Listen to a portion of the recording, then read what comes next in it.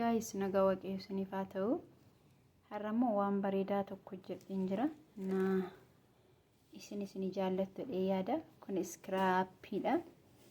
Scrappii jechuun kan qodaawwan keenya irratti seelota du'anii yookiin qodaawwan keenya duddu'anii nurraa kaasee qodaa bareedaa kan nuuf laachisuu danda'u jechuudha.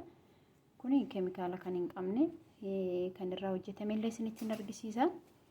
Namoonni yeroo tokko steaming galu, steamii kan aadaas jira. Akkasumallee kan ammayyaas hin jira jechuudha. So kanaafiyyuu qaamni keenya du'e irraa gogaa keenya irratti seelota du'an nurraa kaasee gogaa bareedaa miidhagaa gogaa baqa nama hawwatu nama laata. So dhaqna keenya hundumaatti yeroo dhaqna keenya dhiqachuuf kaanu mul'ucci goone ittiin sukkuumne qoshasha baay'ee nurraa ba'ee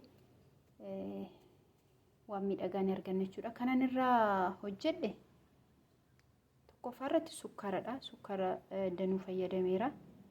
Lammaffaa irratti immoo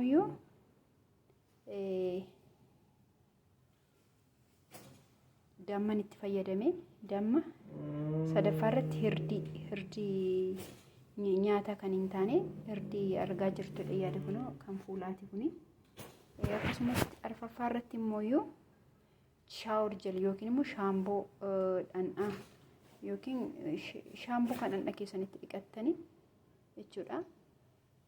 Akkasuma coconut oil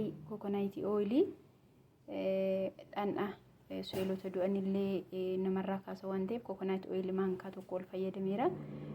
Buna fayyadameera. Naskafee maankaa tokko fayyadameera. Darbee loomii maankaa tokko calalee fayyadameera. Kanan itti fayyadame jechuudha. Kana fakkaata. Amma daqiiqaa 5 hanga 10 ofirra tursiisuudhaan dhandhaa keessan dhiqattanii bareedaa ta'e argachuu dandeessu.